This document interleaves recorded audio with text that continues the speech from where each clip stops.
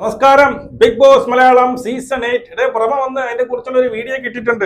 അതിനകത്ത് കോമണേഴ്സിനെ തിരഞ്ഞെടുക്കാൻ വേണ്ടിയിട്ട് അഗ്നിപരീക്ഷ എന്ന് പറയുന്ന ഒരു ഷോ നടത്തുമെന്ന് പറഞ്ഞു. അത് എന്താണ് എന്നുള്ളതിന്റെ ഡീറ്റെയിൽ കിട്ടിയിട്ടുണ്ട്. ആ ഡീറ്റെയിൽ നമുക്ക് ഇവിടെ പറയാം.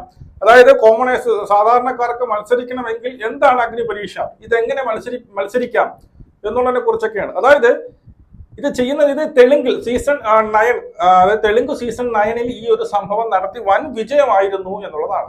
ഓക്കെ, അപ്പോൾ നിങ്ങൾ ഈ പറയുന്ന കോമണേഴ്സിന് എങ്ങനെയാണ് അപേക്ഷിക്കാനുള്ള ഒരു ഫോമും കാര്യങ്ങളിലും ഓൺലൈൻ വഴി പണ്ട് നടത്തിയിരുന്നില്ലേ, അതുപോലൊരു സംഭവം കാണും. അതിൽ നിങ്ങൾ സാധാരണ ചെയ്യും പോലെ അപേക്ഷിക്കുക, അല്ലെങ്കിൽ എന്ത് ചെയ്യുക, അതിന് വേണ്ടിയിട്ട് അപേക്ഷിക്കുക. അതിൽ നിന്ന് തിരഞ്ഞെടുക്കുന്ന കഴിഞ്ഞ ഈ പറയുന്ന തെലുങ്കിൽ ഏതാണ്ട് 45 പേരെ തിരഞ്ഞെടുത്തതിന് ശേഷം ഈ 45 പേരെ അവരെന്ത് ചെയ്യുന്നറിയാമോ, ഈ സീസൺ 8, അതായത് മലയാളം സീസൺ 8 തുടങ്ങുന്നതിന് 2 ആഴ്ച മുമ്പ് ഒ ടി ടിയിൽ ഒരു പ്രോഗ്രാം, ഒരു ഷോ പോലെ നടത്താൻ നമുക്ക് കാണാനും സാധിക്കും. 2 ആഴ്ച മുമ്പ് ഒരു ഷോ നടത്തും. അതായത് ഈ നമ്മുടെ അപേക്ഷ വഴി തിരഞ്ഞെടുത്ത 45 പേരോളം കാണും. തെലുങ്കിൽ അങ്ങനെയായിരുന്നു, 45 പേരോളം ഉണ്ടായിരുന്നു. അവരെ കൊണ്ടുവന്നൊരു ഷോ നടത്തും. അതിന്റെ ജഡ്ജ് എന്ന് പറയുന്നത് ഈ പറയുന്ന മുൻകാലങ്ങളിൽ വിജയിച്ച ബിഗ് ബോസ് താരങ്ങളാണ്. അത് മുൻകാലങ്ങളിൽ വിജയിച്ച സീസൺ 7 അല്ലെങ്കിൽ ഈ പറയുന്ന ചിലപ്പം ആരാണ്, നമ്മുടെ അനിമോള് കാണും, നമ്മുടെ പഴയ കാലങ്ങളിൽ ഉണ്ടായിരുന്ന എന്തായിരുന്നു 1 വിജയ്, അങ്ങനെ എല്ലാവരും അന്നൊക്കെ നല്ല കിടിലമായിട്ട് പെർഫോം ചെയ്ത് വിജയിച്ച അവരായിരിക്കും ഇതിന്റെ ജഡ്ജസ് എന്ന് പറയുന്നത് എന്നുള്ളതാണ്. അപ്പോൾ ഇതാണ് ഫസ്റ്റ് കേസ്. ഇനി എന്തൊക്കെയാണ് അവിടെ മത്സരം നടക്കുന്നത്, അതിന്റെ ഫോർമാറ്റ് എങ്ങനെയെന്ന് ചോദിച്ചു കഴിഞ്ഞാൽ പ്രാഥമിക ഘട്ടം ഇങ്ങനെയാണ്. ഓൺലൈൻ വഴി അപേക്ഷ ആയിരക്കണക്കിന് ആളുകളിൽ നിന്ന് തിരഞ്ഞെടുത്ത് 45 സാധാരണക്കാരെയാണ് അഗ്നി പരീക്ഷയ്ക്കായി മാറ്റിവെച്ചത്. Okay, 1. 2, green and red signal. ഇതിന് ഗ്രീനും റെഡും സിഗ്നൽ ഉണ്ട്. അതായത് പച്ചക്കൊടിയും ചുവന്ന കൊടിയും. മത്സരാർത്ഥികൾ ജഡ്ജസിന് മുന്നിൽ തങ്ങളുടെ കഴിവുകൾ തെളിയിക്കണമായിരുന്നു. ജഡ്ജസ് തൃപ്തരാണെങ്കിൽ പച്ചക്കൊടിയും. അതായത് ഈ പറയുന്ന മുൻകാല വിജയികളായ ആ ജഡ്ജസിന് മുമ്പിൽ ഈ വരുന്ന 45 പേരായ സാധാരണക്കാര് അവരുടെ കഴിവുകൾ പ്രകടിപ്പിക്കണം. അവർക്ക് ഇഷ്ടപ്പെട്ടു കഴിഞ്ഞാൽ ഇവരെന്ത് ചെയ്യും, ഈ പറയുന്ന പിന്നീട് പച്ചക്കൊടി കാണിച്ച് ഇവർക്ക് അടുത്ത റൗണ്ടിലേക്ക് പോവാം. ചുവന്ന കൊടിയാണെങ്കിൽ അപ്പം തന്നെ ഇവർ ഔട്ടായി പോകും എന്നുള്ളതാണ്. ഒരുവിധം ക്ലിയർ ആയല്ലോ. ഇനി എന്തൊക്കെയാണ് ടാസ്കുകൾ എന്നുള്ളതാണ്, എന്തൊക്കെ ടാസ്കുകൾ ഇവർക്ക് കൊടുക്കും എന്നുള്ളതാണ്. വെറുതെ സംസാരിക്കുക മാത്രമല്ല, വെറുതെ കളകള പറഞ്ഞ് സംസാരിച്ചാൽ മാത്രം പോരാ, പിന്നെ എന്ത് ചെയ്യണം, മത്സരാർത്ഥികളുടെ ശാരീരിക ക്ഷമത, അതുപോലെ ഫിസിക്കൽ സ്ട്രെങ്ത്, മാനസിക കരുത്ത്, പിന്നീട് എന്താണ്, തമാശ രൂപേണ സംസാരിക്കാനുള്ള കഴിവ്. ഏതൊക്കെയാണ്? ശാരീരിക ക്ഷമത, പിന്നെ മാനസിക ക്ഷമത, അതുപോലെ തന്നെ ഹ്യൂമർ, തമാശ രൂപേണ സംസാരിക്കാനുള്ള കഴിവ്. ഇതൊക്കെയാണ് പരീക്ഷിക്കാനുള്ള പരീക്ഷണങ്ങളാണ് കൊടുക്കുന്നത്. തീർന്നില്ല, ഇതിനെക്കിട്ട് വലുത് വരുന്നുണ്ട്, പറയാം. എന്നിവ പരിശോധിക്കാനുള്ള കടുത്ത ടാസ്കുകൾ നൽകി ഡയർ ഓർ ഡൈ എന്ന് പറയുന്ന ഒരു ടാസ്ക് ഉണ്ട്, പോലുള്ള വെല്ലുവിളികളും. ആ ടാസ്ക് എന്ന് പറഞ്ഞത് കയർവലി, അതായത് ഈ വടംവലി മത്സരം, മൺകലം ഉടയ്ക്കല്, മിസ്റ്ററി ബോക്സ് ടാസ്കുകൾ എന്നിവ ഇതിലുണ്ടായിരിക്കും. ഇങ്ങനെയുള്ള 1-2 ടാസ്കുകൾ ഉണ്ടാക്കും. പിന്നെ ഇനി വളരെ ടൈറ്റ് ആയിട്ടുള്ള കുറെ പരീക്ഷണങ്ങൾ വരുന്നുണ്ട്. യഥാർത്ഥ പരീക്ഷണങ്ങൾ ഇതായിരിക്കും. ചില ഘട്ടങ്ങളിൽ മത്സരാർത്ഥികൾക്ക് ഷോക്ക് അടിക്കുന്ന ബാൻഡ് ധരിപ്പിക്കും. അതായത് അത് ഇട്ട് കഴിഞ്ഞാൽ ഷോക്ക് അടിക്കും. മനസ്സിലായില്ല? അടിപൊളിയായിരിക്കും. പിന്നെ നെഞ്ചിലെ രോമം പിഴുതെടുക്കുക, നെഞ്ചിലുള്ള രോമം പിഴുതെടുക്കാനുള്ള ടാസ്ക് കൊടുക്കും. അടിപൊളി. ഇനി അല്ലെങ്കിൽ അവിടെ എന്ത് ചെയ്യും, ക്ഷൗരം ഷേവ്, അതായത് കഷം ഷേവ് ചെയ്യാനുള്ള ടാസ്ക്.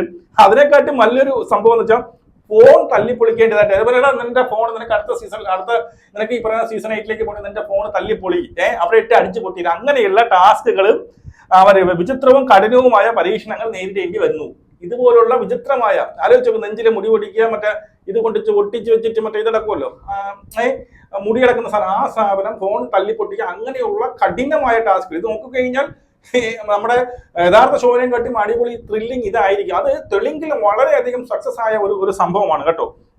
എന്നിട്ട് ഇങ്ങനെ ടാസ്ക് എടുത്ത് ഓരോ പിന്നീട് ആഴ്ച കഴിയും തോറും, അല്ലെങ്കിൽ 2 ആഴ്ച എടുക്കും, ഓരോ ടാസ്ക് കഴിയും തോറും ഈ ജഡ്ജസ്, എനിക്ക് 3-4 ജഡ്ജസ് കാണും. ഇവർക്ക് ഇഷ്ടപ്പെട്ടവരെ ഇവരെന്ത് ചെയ്തു, പച്ചക്കൊടി കാണിച്ച് അടുത്ത റൗണ്ടിലേക്ക് പറഞ്ഞു വയ്ക്കും. ഈ പറയുന്ന പെർഫോം ചെയ്യാത്തവരെ റെഡ് ഫ്ലാഗ് കാണിച്ച് എന്ത് ചെയ്യും, ഇവരെ പുറത്താക്കും.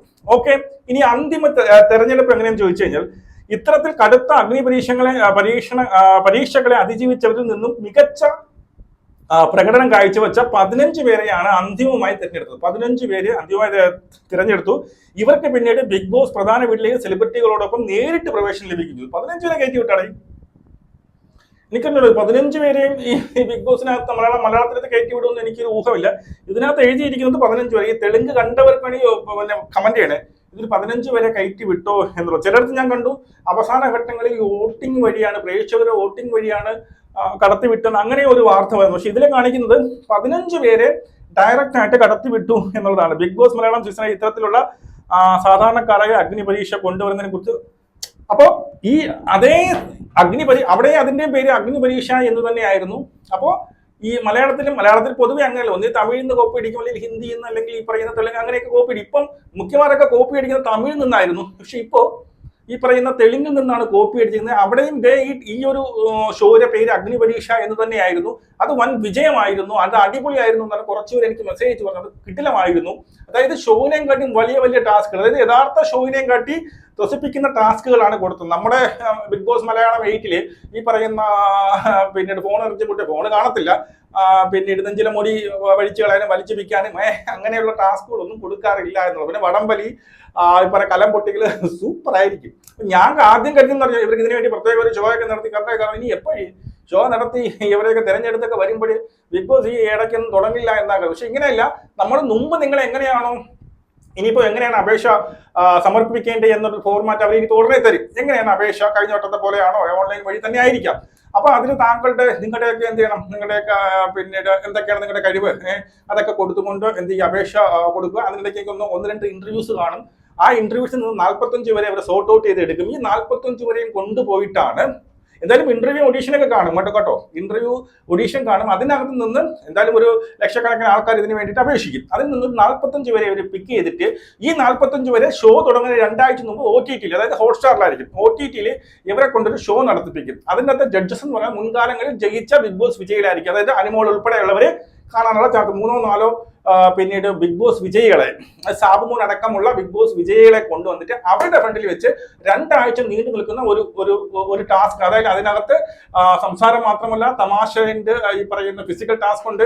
അങ്ങനെയുള്ള പല ടാസ്കുകളും അവർക്ക് ഈ പറയുന്ന വളരെ കഠിനമായിട്ടുള്ള ടാസ്കുകളൊക്കെ കൊടുത്ത് അതിനൊക്കെ അതിജീവിച്ച് വരുന്നവരിൽ നിന്ന് 15 പേരെ സെലക്ട് ചെയ്യുന്നു. ഈ 15 പേര് ഡയറക്റ്റ് ആയിട്ട് അടുത്ത ഷോയിലേക്ക് പോയി എന്നാൽ തെലുങ്കിൽ. ഇവിടെ 15 പേരൊന്നും ഞാൻ പ്രതീക്ഷിക്കുന്നില്ല, മാക്സിമം പോയി ഒരു 4-5 പേരെ ഞാൻ പ്രതീക്ഷിക്കുന്നുള്ളൂ. ഈ സെലിബ്രിറ്റിയുടെ കൂട്ടത്തിൽ ഒരു 15 പേരെ ഇവർ കൊണ്ടിടുമെന്നുള്ള ഒരു ചിന്ത എനിക്കില്ല. അപ്പൊ എന്തായാലും നിങ്ങളുടെ അഭിപ്രായം പറയുക.